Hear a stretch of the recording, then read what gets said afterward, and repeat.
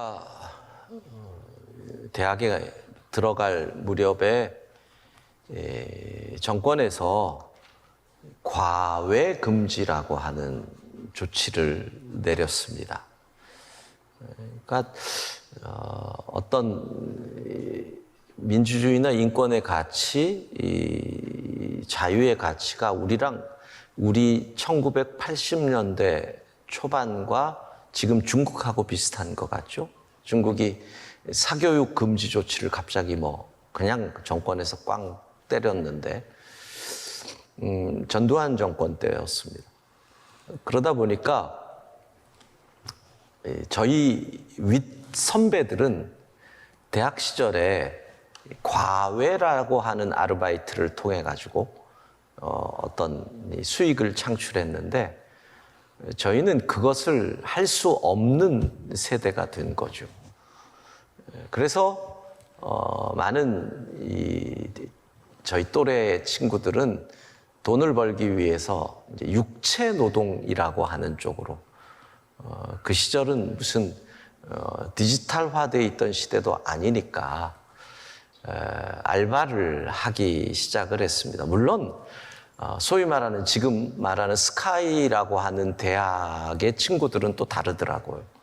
그들은 과외를 하더라고요. 법으로 안 되니까 몰래 한다. 그래서 그때 신조어가 몰래바이트라고 하는 말이 처음 등장을 했습니다. 근데 재밌는 것은 몰래 하는 거다 보니까 과외에 위험수당 비슷한 게 붙어서 과외비가 훨씬 높아졌다는 참 아이러니. 그러니까 걔들은 과외를 하면서 돈을 더 많이 버는 그런 일이 벌어졌습니다. 알바를 제법 했는데 제가 했던 것 가운데 기억나는 것은 예전에도 한번 말씀드렸는데 11월 말 경에 친구들하고 돈을 모아서 군고구마 장사를 했었습니다. 리어커는 빌리고요. 그 다음에 이제 군고구마 통, 저게 80년대 초에 새롭게 발명된 군고구마, 지금도 아마 저런 통에다가 드럼통을 이렇게 바꿔가지고 밑으로 장작을 넣고 리어커에 싣고 새벽에 도매시장에 가서 고구마를 떼옵니다. 그리고 이제 아침 지나면서부터 굽기 시작해서 밤늦게까지 고구마를 파는 일을 한 3개월 해서 제법 돈을 벌었던 기억이 납니다. 제가 왜 이 말씀을 드리나 하면, 그리고 처음 한 달이 지나서 그 친구들이 이제 교회 친구들이잖아요. 야, 헌금을 하자. 그랬는데 이 교회 친구들이 저를 비롯해서 모두 다 아무도 하고 싶은 마음이 없더라는 겁니다. 11조를 내자 그러는데 당장 나오는 얘기가 매출의 11조냐 수익의 11조냐 여기부터 이제 시작이 되는 겁니다. 그때 헌금을 하면서 정말 손이 떨리던 경험을 했습니다.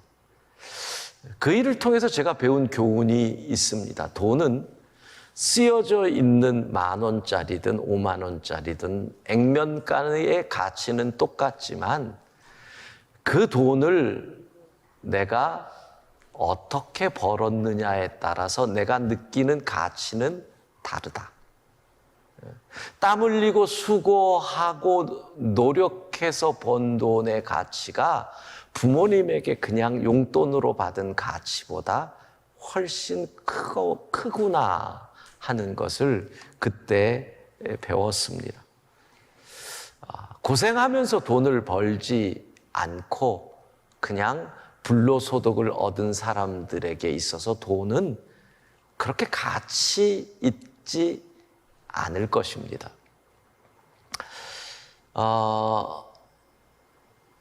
제가 중학교를 들어갔습니다. 1970년대죠. 광화문에 있었던 중동중학교를 들어갔습니다. 지금은 강남으로 옮겼지만 조계사의 건너편에 중동 학교가 있었습니다.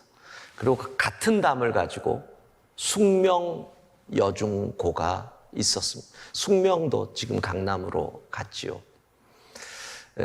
들어갈 때 저희 어머니가 교복을 사줬는데 그 시절은 그 교복을 사준다는 것은 3년간 입어야 한다는 뜻입니다. 저쪽에 있는 애는 형 거를 입어가지고 저렇게 좀 작고 이쪽에 있는 애는 좀 크고 뭐 그렇죠. 그래서 교복을 무지 큰 걸 사줬습니다. 상의가 저런 애들처럼 엉덩이를 덮을 정도로, 그리고 소매를 접어가지고 꼬매서 중3 정도 되면 맞는다. 그런 교복을 입었습니다. 제가 다녔던 중동 학교는 전통적으로 뭐 이런 걸 자랑하던 학교였습니다. 일제시대 때 일본 학생들과 싸워가지고 우리가 한국인의 기계를 보여줬다라는 종로에서 패싸움을 했던 것을 자랑하는 그런 학교 전통을 가져서 그런지 뭔가 학교에서 선배가 후배들을 때리는 부분들이 아마 다른 학교보다도 그 시절에 많은 학교가 그랬지만 공공연하게 이렇게 교련복을 입은 고등학생들 엎드려 뻗쳐하고 있으면 야구방망이로 뻥 치는 일들을 학교에서 그냥 행하곤 했습니다. 그때마다 중학교 1학년 들어간 저는 그 모습을 보고 와, 가슴이 쿵쿵 뛰었던. 학교에 들어갈 때 교육부와 학생부 선생님들이 서 있는 입구를, 정문을 들어갈 때 꼭 거수경례를 시키는 일제의 잔재 비슷한 그런 일들이 있었고, 그곳에서 머리가 긴 사람들이 바리깡으로 이렇게 중간에 고속도로를 낸다. 그러니까 저 바리깡만큼 머리를 잘라야지 이게 맞는 거죠. 그런 일들을 겪었습니다.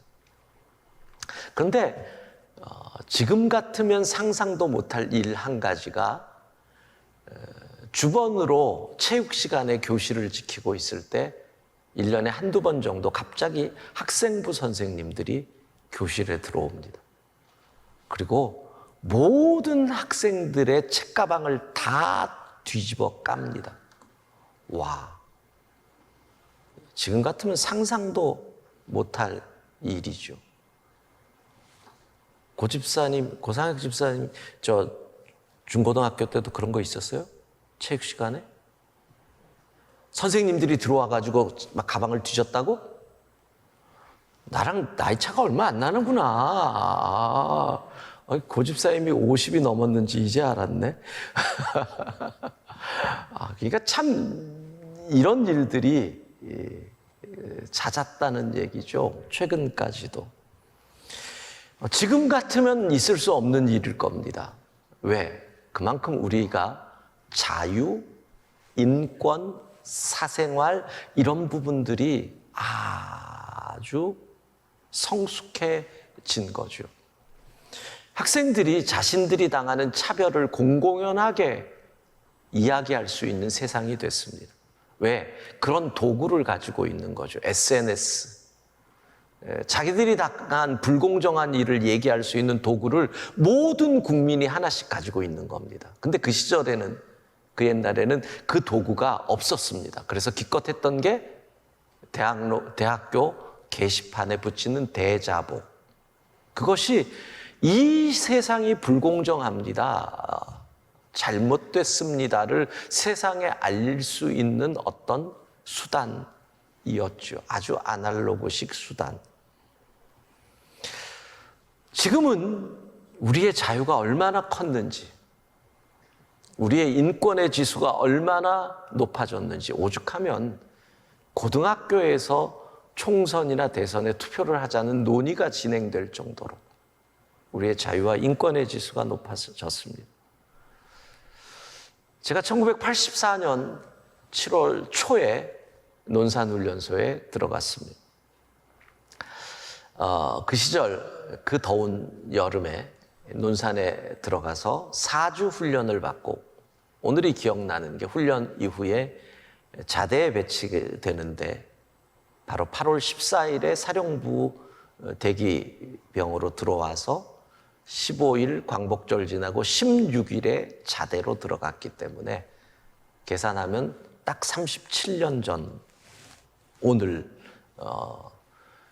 저 경기도 포천 쪽에서 뒹굴뒹굴 했던 것 기억이 납니다. 그런데 왜 8월 16일을 잊지 못하느냐? 자대에 배치받은 이등병 쫄병이 있는데, 기억나는 것은 제대 2주 앞에 둔 왕고참이 기타를 치고 노래를 부르고 있었습니다. 무슨 노래냐? 생전 들어본 적이 없는 노래였습니다. 나중에 시간이 지나서 알고 봤더니 이선희가 부른 제2에게를 부르고 있었습니다.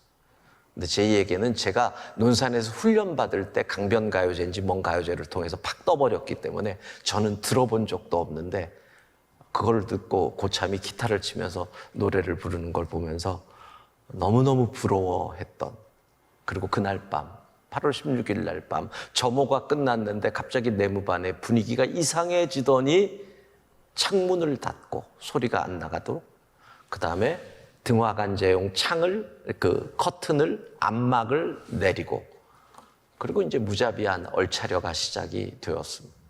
나는 이유도 모르고, 그날 자대에 배치된 쫄병이 무슨 이유를 알겠어요. 저는 지금도 땀이 잘 안 나는 체질입니다. 얼굴에 한여름에도 땀이 잘 안 나는데, 제가 땀이 나는 유일한 곳이 손, 이런 곳입니다. 근데 훈련을, 기합을 다 받고 났는데 고참이 이러고 지나가다가 보더니, 야, 너 쫄병이 오자마자 요령 피워? 땀이 하나도 안 났네? 와, 체질로 안 나는데 내가 요령을 폈다는 겁니다. 그리고 밖으로 데리고 나가더니 화장실 뒤에서 얼마나 굴리고 밟고 차고, 그래서 8월 16일을 잊지를 못합니다. 광복의 기쁨은 사라지고 굴종의 날이 왔구나. 근데 지금 40년이 채 안 됐는데 군인들이 핸드폰을 씁니다. 이게 뭐 옳고 그름을 떠나서 이게 가능한 얘기입니까? 군대 내에서 일어나는 불공정의 이야기들이 다 까발려지고 있습니다. 군대 내의 폭력을 사람들이 이야기합니다. 어떻게 이 짧은 시간에 우리는 이러한 자유와 인권과 민주주의의 가치를 이 민족이 이야기할 수 있게 되었는지. 물론 아직도 학교와 군대 내에 숨겨져 있는 음습한 일들이 있을 겁니다. 근데 그건 사람이 살아가는 한 끊임없이 반복되는 일이고 고쳐야 할 일이죠. 여러분, 제가 이렇게 설교를 하면 젊은 청년들은 우리 목사님이 라떼 할아버지다, 또 옛날 얘기한다, 이러실 수 있을 겁니다. 그러나 한 가지, 이러한 자유와 인권의 가치가 우리 가운데서 이렇게 클 수 있었던 것에는 우리가 모르는 누군가의 희생이 있었다는 이거 하나는 기억했으면 좋겠습니다. 군대라고 하는 그 특별한 조직 속에서 짓밟히는 인권을 고치기 위해서 조직의 반골이라고 하는 비난을 들으면서 이게 옳지 않습니다 해서 왕따를 당하고 불명예 제대를 당한 그런 사람들이 반드시 있습니다. 그냥 하루아침에 우리에게 이런 자유가 온 것이 아니라는 겁니다. 하루아침에 자고 일어났더니 우리나라의 인권이 이렇게 높이 올라간 것이 아니라는 겁니다. 그런데 마치 제가 군고구마 장사를 하면서 추운 겨울에 고생하고 났더니 돈의 가치가 다르구나를 느낀 것처럼, 그 자유를 위해서 내가 희생하지 않고 피땀 흘리지 않았기 때문에 이 자유를 당연한 것으로 여긴다면, 그러면 정말 우리는 이 자유를 방종으로 바꿀 수 있다는 겁니다. 우리가 누리는 자유, 인권, 민주적 가치, 어느 날 자고 일어났더니 우리가 누리게 된 것이 아니라는 거죠. 왜 이런 말씀을 길게 드립니까? 지난 76년 전 이 땅에 일제강점기를 마감하는 광복의 날이 오늘이었습니다. 사실 일제강점기에 우리 선배들, 우리 선조들이 겪었던 고통을 어떻게 우리가 알 수 있겠습니까? 제가 참 답답한 것 중에 하나는 이 시대의 많은 사람들이 오늘날의 잣대를 가지고 그 시절 우리의 선조들이 행했던 일들을 비판하는 것을 볼 때마다 참 답답하다. 제대로 이해도 못할 거면서 어떻게 오늘날의 잣대로 그 시절을 평가할까? 이런 생각을 합니다. 이해하기 어려운, 알 수 없는 고난의 날들을 보낸 선조들. 그래서 우리는 일제강점기의 일들을 너무나 추상적으로 생각할 수가 있습니다. 역사적인 사실을 근거로 좀 생각해 봅시다. 자, 20세기 초 일본이 자본주의가 막 발전해 나갑니다. 그 시절의 산업은 여러분 굴뚝산업이잖아요. 그러니까 그 굴뚝산업은 발전하려면 어떤 기계가 인간의 노동력을 대신해 줘야 계속 발전하는데, 그 시절은 그게 안 되기 때문에 언제나 인간의 노동의 힘으로 굴뚝산업을 이끌어가야 합니다. 그러면 발전하면서 반드시 부딪히는 문제가 뭡니까? 저임금 노동자, 노동력. 그래서 우리도 제3세계 근로자들이 들어와서 일을 하게 하지 않습니까?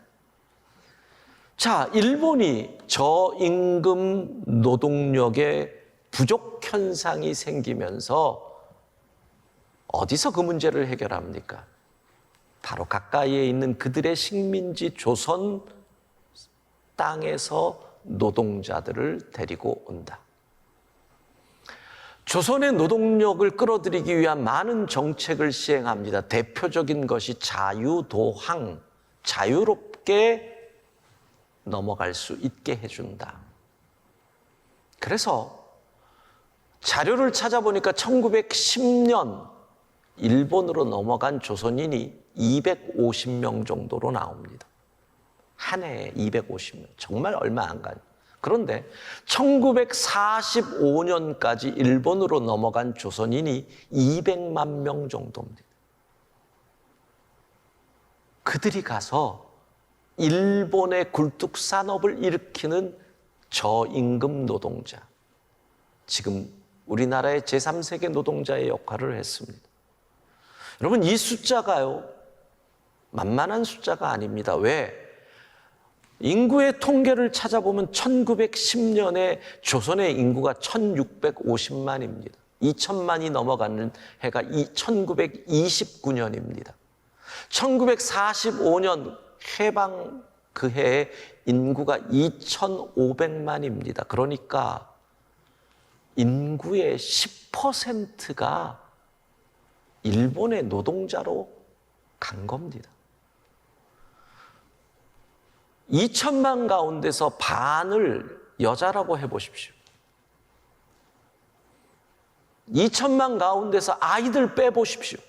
할아버지 빼보십시오. 도대체 얼마나 많은 이 땅의 젊은이들이 그곳으로 간 겁니까? 거기서 얼마나 사람답지 않은 대접을 받았는지 저도 요번에 알은 건데, 당시에 일본인들이 흔히 내뱉던 말이 이런 말을 내뱉었답니다. 정어리가 생선인가 찬밥도 밥인가 조센징이 인간인가. 우리의 조상들은 이런 취급을 받으면서 일본 땅에서 요즘 말로 갈리면서 노동, 그렇게 살았습니다. 셋집에서 전세 살 사람을 구할 때 이런 팻말이 붙었답니다. 개나 조선인 사절. 방적 공장에 일하는 조선인 노동자를 향해서 방적 조선 돼지라고 불렀다는 이야기입니다. 여러분, 76년 전에 우리가 찾은 자유는 공짜로 얻은 자유가 아닙니다. 이 자유를 얻기 위해서 만주벌판을 헤매며 조국의 독립을 쟁취하기 위해 피 흘린 애국지사들이 있습니다. 독립운동가들이 있습니다. 아무 영문도 모르고 끌려가 꽃다운 나이 조선의 처녀들, 그 무참한 폭행을 당한 조선 처녀들의 한과 눈물이 있는 겁니다.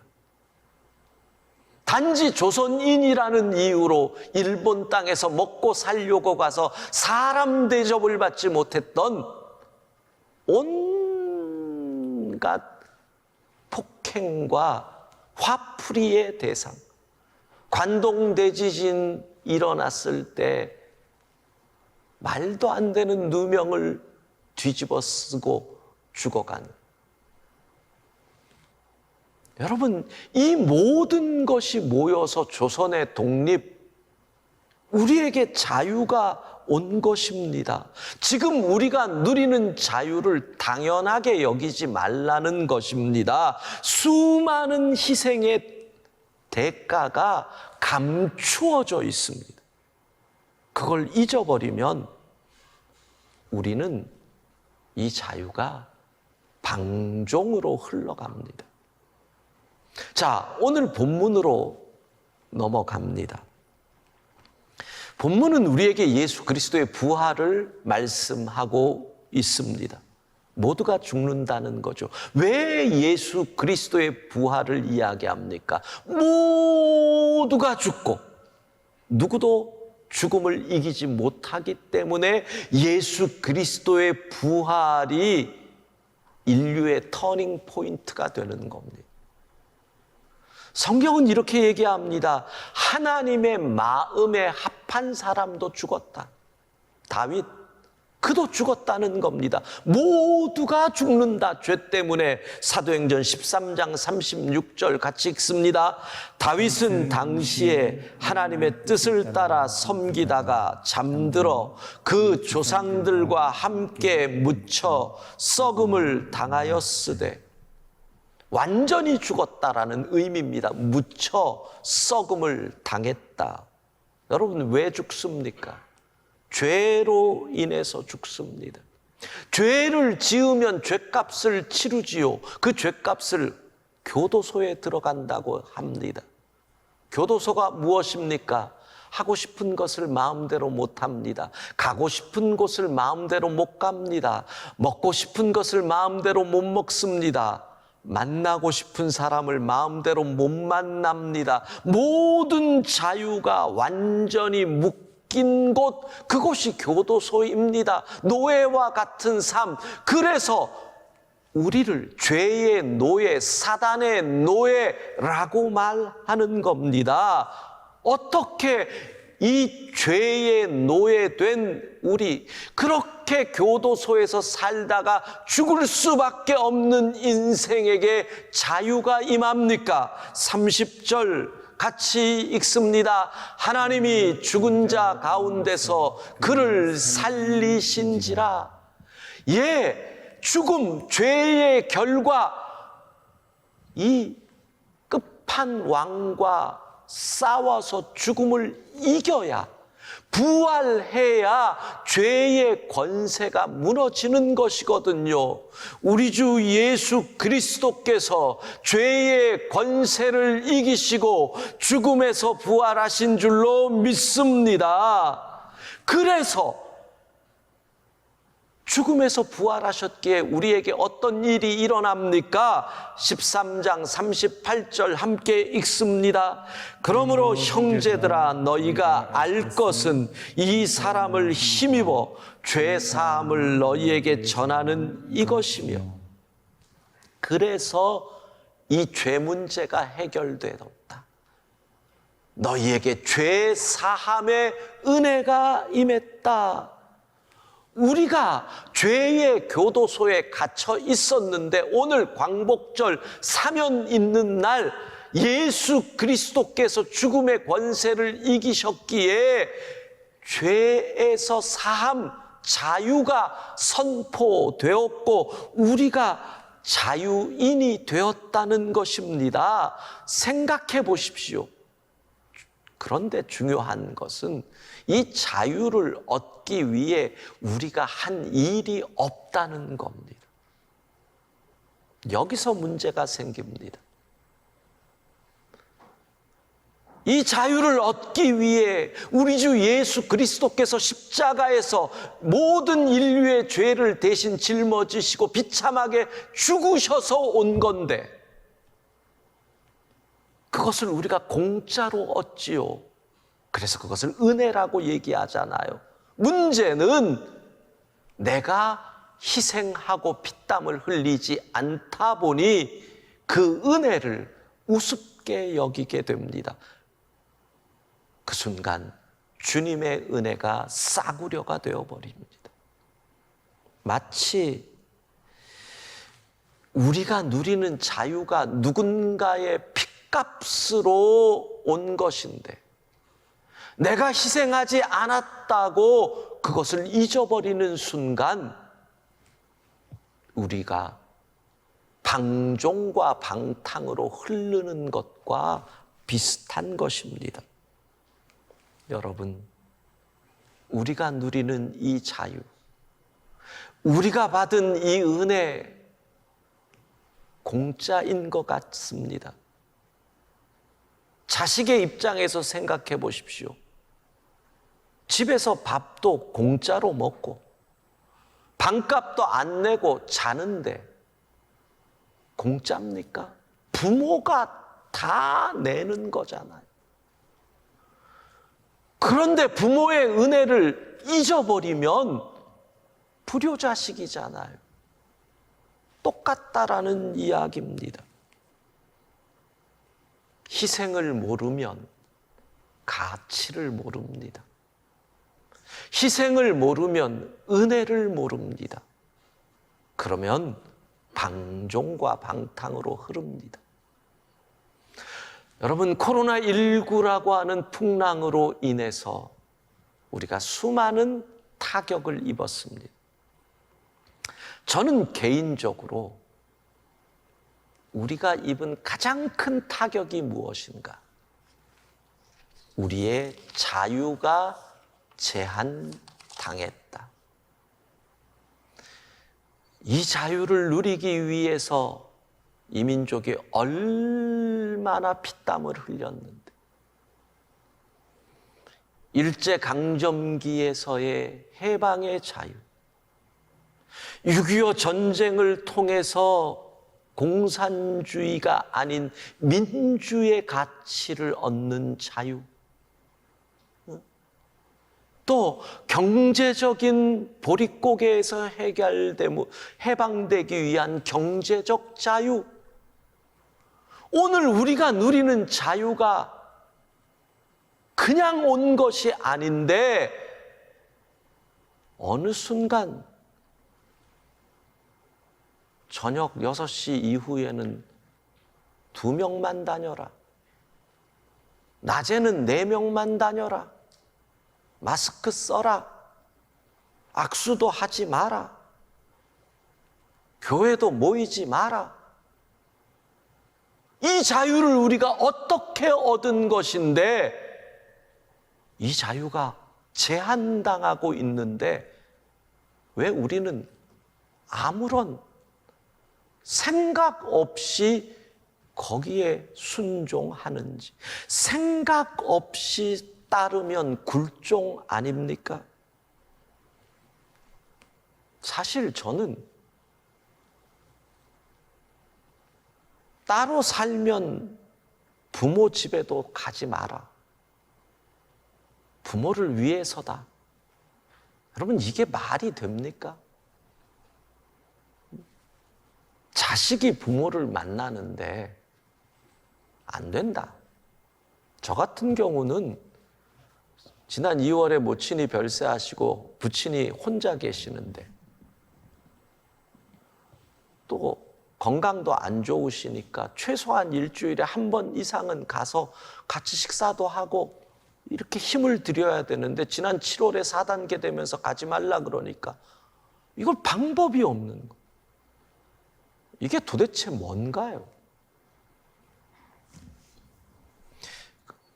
개인의 자유를 정부가 이렇게 제한할 수 있는 거냐라는 겁니다. 여러분, 이 설교를 들으니까 조금씩 불안해지죠. 갑자기 황 목사가 여러분 일어나서 광화문으로 나갑시다.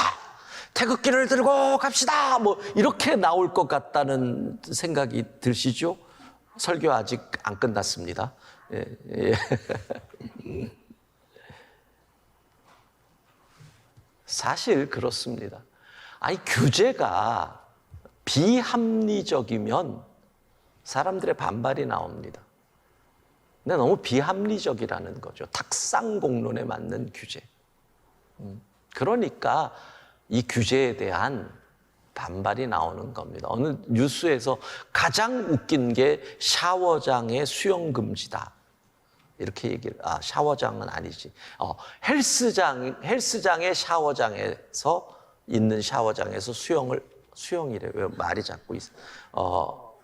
샤워를 금지한다. 이게 가장 비합리적이다. 이렇게 얘기를 합니다. 왜 그러냐 그랬더니 헬스장에 있는 큰 헬스장의 샤워 시설은 우리나라의 많은 헬스장들이 목욕탕업으로 등록을 해 놓았답니다. 안 한 곳도 있겠지만 작은 곳은. 그런데 4단계에서도 목욕탕은 영업이 가능한 겁니다. 그러면 헬스장에 있던 사람들이 여긴 목욕탕이니까 가서 샤워를 하면 되는데 그걸 금지를 시켜 놓은 겁니다. 그럼 가려면 어떻게 해야 되느냐? 헬스장에서 땀을 흘린 채로 옷을 입고 그리고 나와서 들어가면 된답니다. 이게 뭡니까? 장난도 아니고. 목욕탕이니까.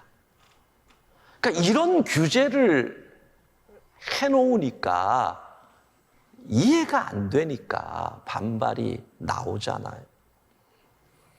어떻게 얻은 자유인데 정부가 어디까지 간섭할 수 있느냐.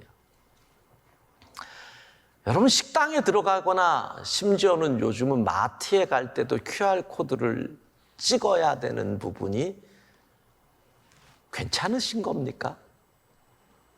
정부가 그렇게 사생활을 추적해도 되는 겁니까? 물론 확진자가 나오면 그러겠다.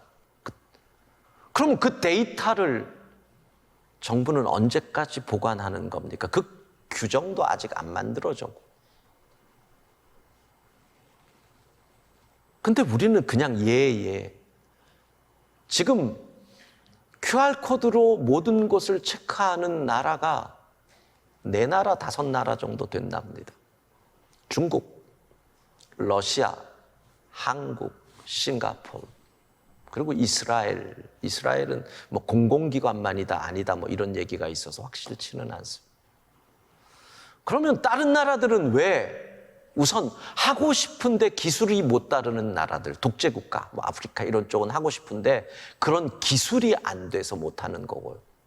기술이 되는 많은 나라들은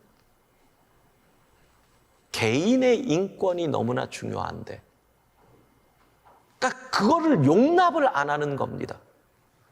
개인의 인권이 중요한데 정부가 그러한 사생활 문제를 개인정보를 그렇게 추적하게 할 수 없다. 그래서 안 하는 겁니다. 근데 우리는 저부터도 그냥 당연하게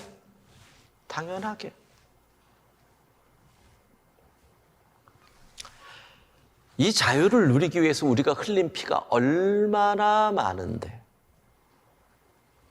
서양에서는 마스크 안 쓰겠다, 백신 안 맞겠다, 데모를 하는데 우리는 언제부터 이렇게 예 하게 되었는지.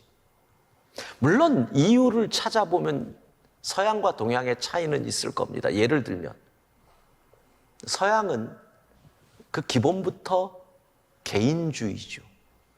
그러니까 개인의 선택, 개인의 결정, 개인의 자유를 권력과 어떤 기관이 간섭할 수 없다. 이게 서양의 아주 기본이죠. 동양은 개인보다 공동체 중심의 이 철학, 이게 기본에 있으니까 우리는 공동체라고 하는 것을 위해서 개인의 자유가 일정 침해돼도 된다. 이런 차이가 있는 것 같습니다. 자, 중요한 것은 이겁니다. 여러분들이 이 거룩하고 고귀한 자유를 지켜야 되는데, 이 자유가 침해되는 상황 속에서 우리가 그리스도인으로서 여기에 답을 해야 된다는 겁니다. 그리스도인은 어떻게 답을 해야 됩니까? 성경을 근거로 답을 해야 됩니다. 성경은 무엇이라고 얘기를 합니까? 이렇게 침범당하는 자유에 관해서 성경은 뭐라고 얘기를 합니까? 초대교인들은 로마의 핍박 속에서 정말 자유 없이 살았는데 그들은 이렇게 훼손당하는 개인의 인권과 자유에 관해서 어떻게 대답을 합니까? 바울 사도는 이렇게 말합니다. 갈라디아서 5장 13절 함께 읽습니다. 형제들아, 너희가 자유를 위하여 부르심을 입었으나 그러나 그 자유로 육체의 기회를 삼지 말고 오직 사랑으로 서로 종노릇. 예, 그렇습니다. 우리가 안 맞을 자유 있고 이 일에 따르지 않을 자유가 있습니다. 그런데 성경은 이렇게 얘기합니다. 사랑으로 서로 종노릇하라.